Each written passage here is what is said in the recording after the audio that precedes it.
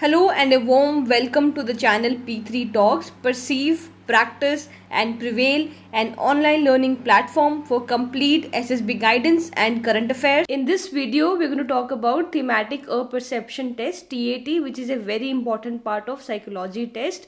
We are going to take an example picture and see analysis of a story written by a recommended candidate. So this person, he got recommended in the year 2018, but unfortunately he got medical out. Now he's all fine and he's going to appear for his SSB in coming time.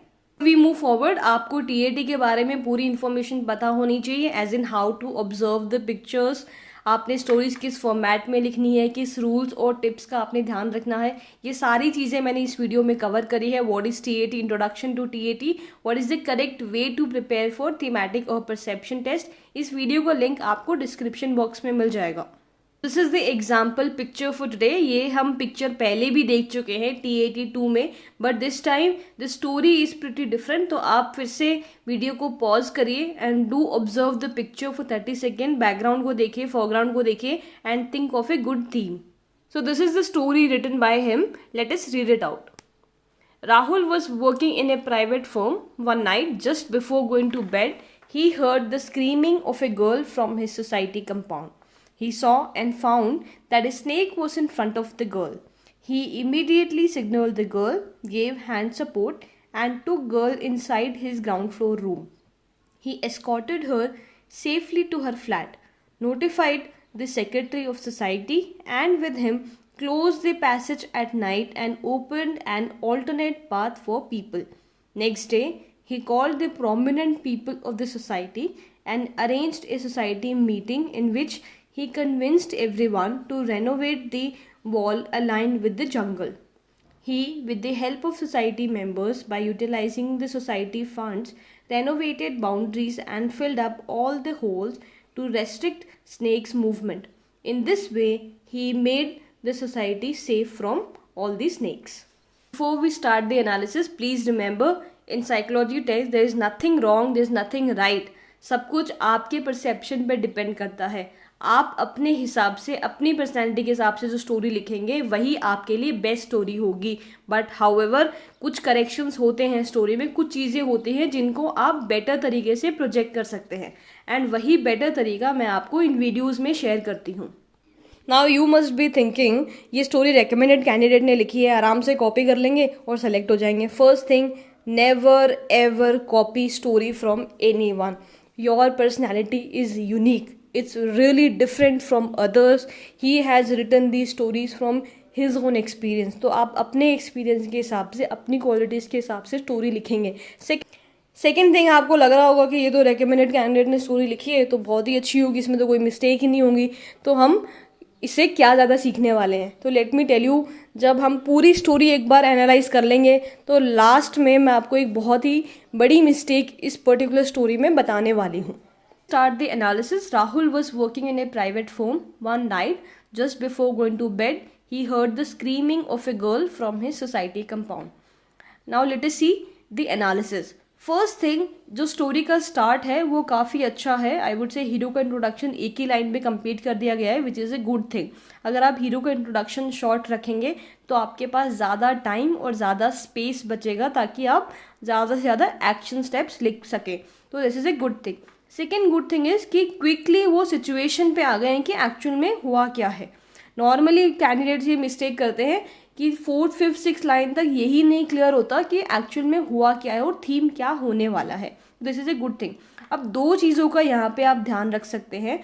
First thing is avoid using one day this happened, one night this happened. क्यों? Because जब हम one day one night बोलते हैं तो ऐसा लगता है कोई एक फिक्शनल स्टोरी है, बट ये फिक्शनल स्टोरीज नहीं है। These are the stories which directly relate to your personality. थोड़ी और नेचुरल लगनी चाहिए स्टोरीज, तो नेचुरल लगे उसके लिए दिस इज़ माई एडवाइस कि आप वन डे वन नाइट ना यूज़ करें। Instead you can say while he was going to bed, while he was studying, whatever he was doing, उस टाइम पे उसने ये आवाज़ सुनी।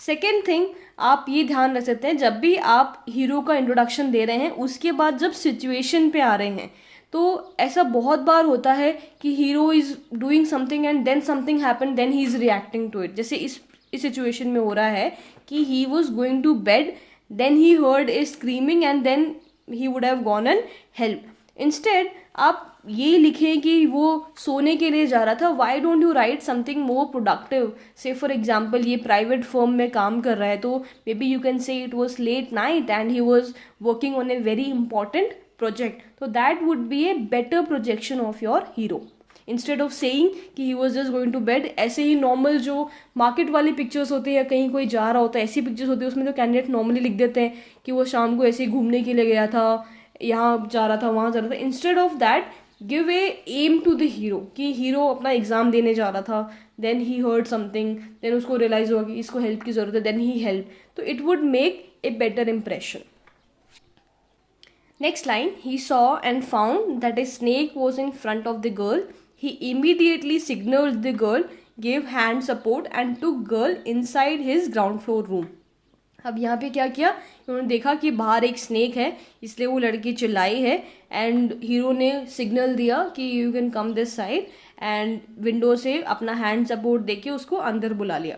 ना इसका अगर हम एनालिसिस करें इन 2 लाइंस का, तो ऐसा लग रहा है कि हाँ एक सिचुएशन क्रिएट कर दी गई है कि किसी को हेल्प की ज़रूरत थी, वो ग्राउंड फ्लोर पे रहता था and hero is a very helpful person, तो he readily went and help that girl. Okay, next line, he escorted her safely to her flat, notified the secretary of society and with him closed the passage at night and opened an alternate path for the people।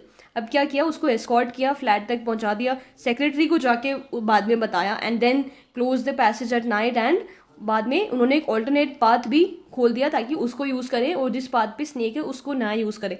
अब ये जो solution यहाँ पे दिया गया है वो बहुत ज़्यादा प्रैक्टिकल नहीं लग रहा। फर्स्ट थिंग, जब स्नेक वहाँ पे देखा गया उसके बाद वो लड़की को जाके एस्कॉर्ट कर दिया, but what happened to the snake?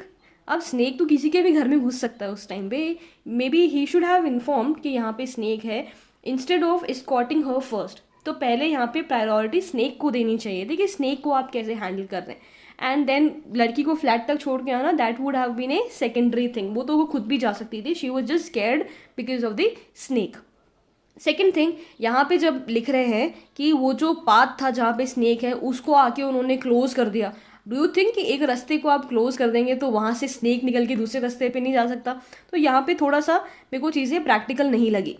तो यहाँ पे आपने जो स्टोरी में इमेजिन किया है वो आपकी एक विशफुल थिंकिंग है। तो आपने इमेजिन कर लिया कि अच्छा इस रास्ते पे स्नेक है तो there would be some other रास्ता जहाँ पे स्नेक तो जा नहीं सकता, तो वो वाला रास्ता बाकी लोग यूज़ करेंगे रात के टाइम पे।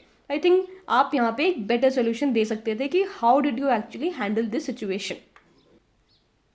तो देखते हैं नेक्स्ट डे क्या हुआ। Next day he called the prominent people of the society and arranged a society meeting in which he convinced everyone to renovate the wall align with jungle. Okay, next day उन्होंने एक society की meeting बुलाते हैं। In the society meeting they decided कि वो renovate करेंगे और जितनी भी वॉल्स जंगल को लग रही हैं उनको वो लोग रेनोवेट करके सारे होल्स वगैरह फिल कर देंगे ताकि स्नेक्स ना आए। अब यहाँ पे ये काफ़ी एक अच्छा स्टेप है मैं कहूँगी, क्योंकि नॉर्मली जो लोग स्टोरी लिखते हैं वो स्टोरीज एक छोटी सी प्रॉब्लम उठाते हैं और उसको सॉल्व कर देते हैं, स्टोरी एंड हो जाती है। अब यहाँ पे भी ये कैंडिडेट इस स्टोरी को यहीं पे एंड कर सकता था कि कैसे उसने सेफली लड़की को फ्लैट पे पहुँचा दिया and he helped her.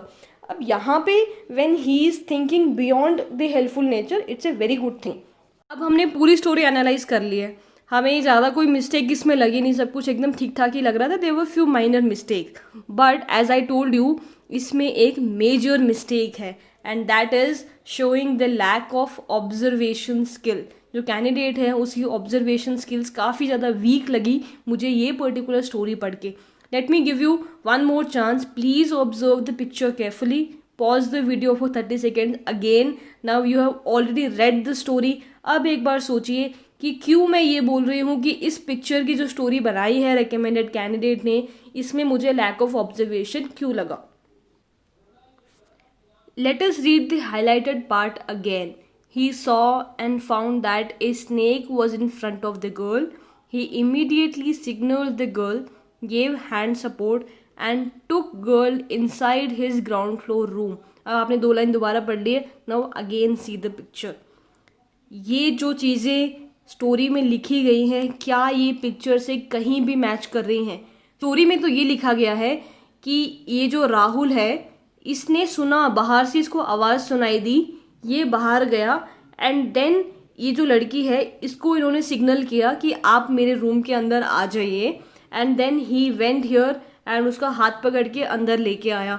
But क्या ये पिक्चर देख के ऐसा भी कुछ लग रहा है? नहीं, बिल्कुल भी नहीं। यहाँ पे तो इनफैक्ट ऐसा लग रहा है कि ये विंडो है, ये जो कैंडिडेट है, से फॉर एग्जाम्पल ये राहुल ही है, राहुल अपना कुछ काम कर रहा था, अचानक से ये लड़की आ रही है, इसको कुछ इन्फॉर्म कर रही है, जिसकी वजह से ये थोड़ा सा परेशान भी हो रहा है। देखिए इसका अगर आप इसके फेशियल एक्सप्रेशन ठीक से देखेंगे तो ये कोई बहुत ज़्यादा खुश यहाँ पे नहीं लग रहा है।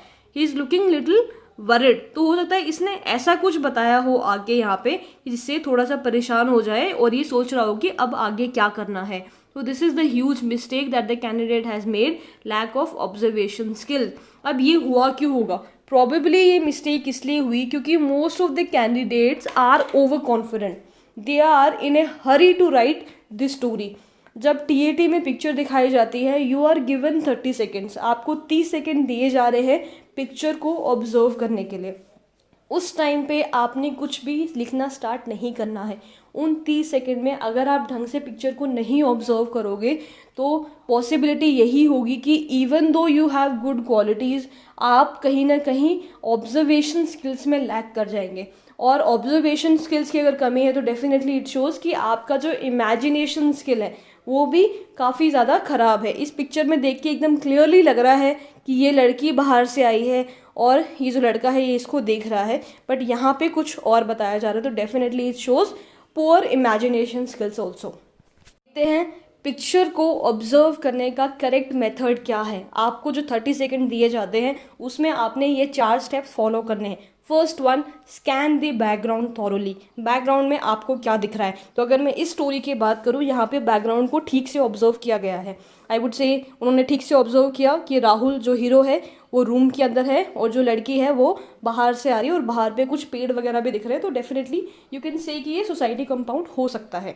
तो this is right. Second thing, scan the foreground. Foreground में आपने देखना है कितने कैरेक्टर्स हैं, उनकी एज क्या है। थर्ड थिंग, आपने मूड देखना है। तो I would say in this particular story character identification भी ठीक था, 2 कैरेक्टर्स आइडेंटिफाई करे, but I would say mood में थोड़ा सा यहाँ पे गड़बड़ किया। यहाँ पे जो हीरो है उसका मूड बहुत ज़्यादा पॉजिटिव नहीं है, न्यूट्रल भी नहीं है, थोड़ा सा आई वुड से हल्का सा टेंशन वाला माहौल यहाँ पे लग रहा है। अगर वो ढंग से ऑब्जर्व किया होता तो he would not have gone wrong in observing the picture. Third thing, identify the hero. यहाँ पे हीरो का आइडेंटिफिकेशन कैंडिडेट के हिसाब से ठीक था। अगर यहाँ पे एक विमेन कैंडिडेट होती तो she would have probably chosen the girl as a hero. If I was writing a story I would have chosen the girl as a hero. वैसे कोई हार्ड एंड फास्ट रूल नहीं है that if you are a boy you have to choose boy as a hero only and if you are a girl you have to choose girl as a hero. It depends on the picture. But यहाँ पे situation ऐसी है कि दोनों को ही hero बनाया जा सकता है। Step, establish A connection between the hero and other character. अब यहाँ पे मेजर मिस्टेक हुई है। यहाँ पे क्या करना था कि ये जो दोनों कैरेक्टर्स है ये क्या कर रहे हैं, ये क्यों कर रहे हैं, हाउ आर दे रिलेटेड, उसका आइडिया लगाने में थोड़ी सी गड़बड़ हुई है। यहाँ पे एक्चुअल में हो क्या रहा है, ये लड़की अगर विंडो से आ रही है, वाई इज शी कमिंग, तो वो अगर आप ठीक से ऑब्जर्व करते तो you would have not gone wrong in writing your story. So these were the mistakes, poor imagination and poor observation skill. And इसको ठीक करने का तरीका यही है, रियल लाइफ में आपने अपनी ऑब्जर्वेशन स्किल्स इंप्रूव करनी है। And while you are writing stories, आपने 30 सेकेंड्स में एकदम जल्दीबाजी नहीं मचानी है। 30 सेकेंड्स में आपने पिक्चर को ठीक से ऑब्जर्व करना है। एंड जो मैंने आपको स्टेप्स बताए हैं, अगर आप उनको फॉलो करेंगे तो you will never go wrong in choosing a good theme for your story. जिस दिन मैंने एक सुकून सा था सीने में मेरे कि महफूज है तेरे हाथों में, तेरे पहरे में आंगन मेरा Much for watching. If the content was helpful, do subscribe to the channel. Also, if you have any questions related to SSB, you can follow us on the Instagram handle p3_talks.